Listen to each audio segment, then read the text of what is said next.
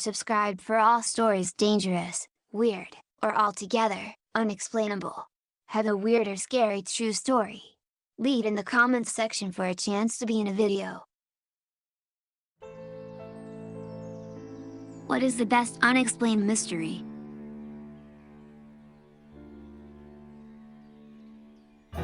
Long story short, he was driving down a road in Minnesota in 2008 and came off into a ditch. He phoned his father to ask him to pick him up and told him where he was, and his father said he would pick him up at a nearby town called Linden, that Brandon should walk there and meet him. As his parents were on the way to pick him up, they were on the phone to him. They were unable to see him initially, so they asked him to flash his car's lights. Nothing. He said he could see the lights of a nearby town and would walk towards them. His father dropped his mother back at home and went back out to find him. At around 2 a.m., after around 47 minutes on the phone, Brandon yelled "oh shit" and the phone hung up. That was the last anyone ever heard from him. His car was found near Taunton, MN, around 20 miles from where he said he was. His phone was never recovered. No trace of him has ever been found. No one knows what the lights he saw were, why he yelled "oh shit", why he was 20 miles from where he said he was, where he went, or where he is. The death of Gareth Williams really unnerved me for some reason. He was a mathematician who worked for MI6 and went missing in about 2010. When they investigated his apartment, they found a gym bag in the bath, padlocked shut, and his body was curled up inside. There was no evidence that anyone else had been inside the house, and on his computer history there was a bunch of fetish stuff about being locked in small spaces, but they got a bunch of people to try and lock themselves in a bag. Some people tried hundreds of times, and even if they could get the bag closed, none of them can lock it. Nobody knows whether his death was an accident or murder. To me, it's Jack the Ripper, but a lesser-known one was the boy in the box. In February of 1957, a boy around 4 to 6 years old was found beaten and nude in a box outside of Philadelphia, Pennsylvania. His picture was spread all around Pennsylvania, and no one has any idea who he is. They even did a fictionalized version of the story on Cold Case. Similar thing happened in my hometown in the 1930s or so. Some kid that was only around 7 or 8 years old and went swimming with his friends in a secluded swimming hole and disappeared. For a while it was thought that he drowned and was swept down river, but he turned up a few weeks later with his throat slashed next to the railroad tracks. Happened almost 90 years ago and it's still unsolved. The Oakville Blobs. Basically, it started raining one day and citizens noted that the rain wasn't water, it was strange jelly blobs. It happened 6 times in the next 3 weeks, and mass sickness followed. Devil's Kettle. It's a waterfall in northern Minnesota where one half of the waterfall falls into a hole in the rocks and is never seen again. Local geologists have thrown stuff down there and nothing is ever seen again. When you consider the types of rocks in the area, it's even more confusing.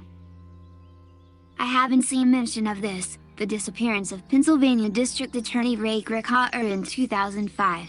Gricar had previously investigated sexual misconduct charges against Penn State football assistant coach Jerry Sandusky in 1998. Gricar didn't have enough evidence at the time to press formal charges and drop the case.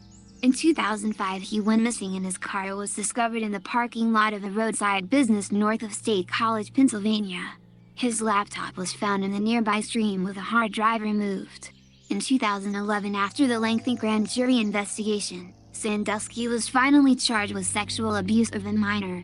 Gricar's body was never found and officials deny any connection of the Sandusky Penn State abuse scandal with Gricar's disappearance.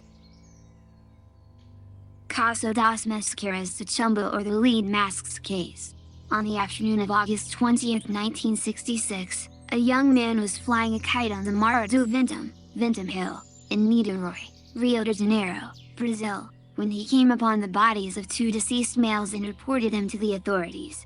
The Morro do Ventum had difficult terrain, and the police were unable to reach the bodies until the next day.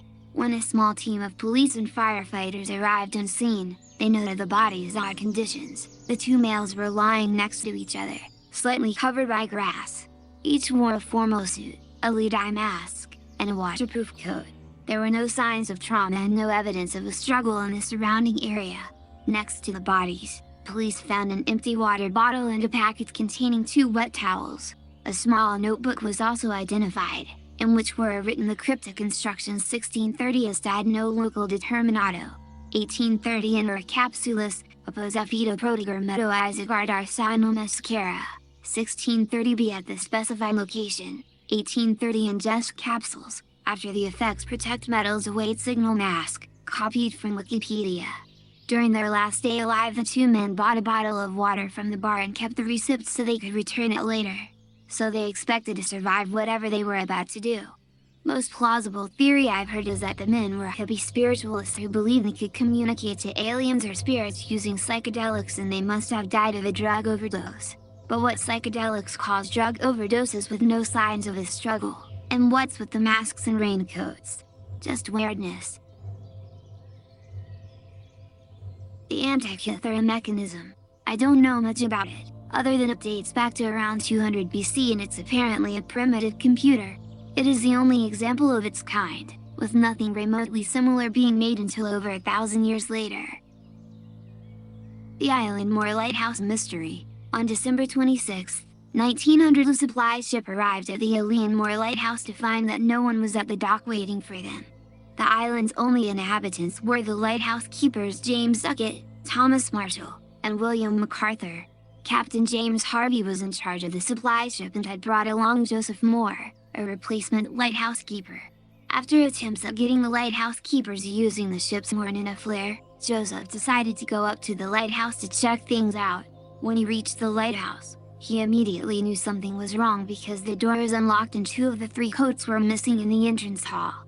As he reached the kitchen, he noticed a half-eaten meal and an overturned chair as if someone had left in a hurry. After searching the lighthouse top to bottom, Joseph hadn't found signs of the lighthouse keepers. A further investigation was made and found mysterious entries in the lighthouse log. December 12, Thomas Marshall noted of severe winds the likes of which I have never seen before in 20 years. He also noted that James Duckett, the principal keeper, had been very quiet and that William MacArthur had been crying. The strange thing is that on the mainland, MacArthur had been known as a tough guy and was a seasoned mariner. December 13th noted that the storm was still raging on and that the 3 men had been praying. It's strange because all 3 of the men were seasoned mariners and situated about 150 feet, 45.72 meters, above sea level. They should have known they'd be safe, so why would they be praying for the storm to pass over? The final log entry on December 15th read, "Storm ended, sea calm, guide is overall." Stranger is that there were no reported storms in the area on the 12th, 13th, and 14th of December. In fact, the weather in that area had been reported as calm. The most accepted theory is that the men were swept into the sea and drowned. However, questions arose about why the bodies had never washed up on shore, as well as some others. If anyone has more information, please tell me. In one of my college ancient Western Civ classes, my professor talked about an ancient Greek civilization that was pretty powerful. Then something happened. There were records by the Greeks of people from beyond their borders speaking barbar, not Greek. They weren't there to conquer or trade but to flee from something. The Greek civilization built a massive fortified wall on their border. The wall was destroyed. The Greeks gave up a large section of their territory and then built another wall. This wall fell as well and they retreated again and made another wall, this one almost 3 times as formidable as their first one. This final wall was destroyed. The Greek civilization ceased to exist after that. What is truly strange, however, is that the civilization that was attacking was never mentioned by the Greeks by a name. No describing characteristics about them. At the walls that were built there were only Greek weapons and armor. There is nothing about the other civilization. If you know what I'm talking about, can you tell me what this is event/war/whatever is called? It's hard to read up on something that doesn't have a name to it. This happened before the rise and fall of the Minoans. It sounds like you're talking about the Bronze Age collapse. If you're looking for more info, read the Wikipedia articles on the Sea Peoples and the Dorian invasion. Essentially, it seems like you heard a more cut and dry retelling of the collapse. There are numerous theories regarding the collapse of many Bronze Age civilizations, including those that would later become Greek. There is no true consensus that it was all due to some unknown invading force. Even the existence of the Sea Peoples is entirely theoretical. and I have no idea where your professor got the bit about the bar or the wall where only Greek items were found. That more or less sounds like hyperbole. The Vanishing Triangle. During the late 90s, 8 young women in Ireland disappeared without a trace.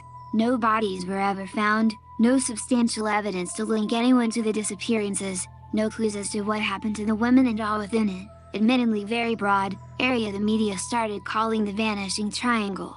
One of the women disappeared in broad daylight and another just outside her parents' house. While the cases aren't officially linked, the popular theory is that there was a serial killer, kidnapper, a man named Larry Murphy, who was arrested in 2000 for rape and attempted murder, is a popular suspect, but he's always denied it and there's no real evidence to link him to the other cases. Also, the assassination of Juvénal, Habyarimana and Cyprien Ntaryamira doesn't usually come up on these lists of unsolved mysteries, but there has never been enough evidence to point to any one group in particular. The assassination kicked off the Rwandan genocide. The main suspects are Hutu extremists, who went on to carry out the genocide, and Paul Kagame, who became the president of Rwanda after the assassination. There's also evidence that members of the French military working with the Rwandan Presidential Guard were involved, and, because I haven't seen it mentioned yet, how the stone spheres of Costa Rica were made. At this point I'm gonna get buried, but I'm surprised not to find anyone mention La Mantinegra. It's so creepy, no one knows what it actually is and it keeps spreading. I haven't seen this mentioned yet, but Ricky McCormick, a man who reportedly could barely write his own name, was found dead, with notes in his pocket resembling a code. Cryptologists have been trying to decipher the code for several years. The FBI eventually released the notes to the public asking for assistance, in the hopes someone might recognize the code or been able to crack it. Some have speculated that it's about drugs, some that it's his medication list, and many presume it's nothing more than gibberish. It still raises the question, who killed Ricky? What do the notes contain, if anything at all? Why do people tend to die with mysterious ciphers in their pockets? I've often thought about this case and looked over the notes several times. There are repeating letters such as TFRN, WLD, and prayers that lead me to believe that there really is a message in them.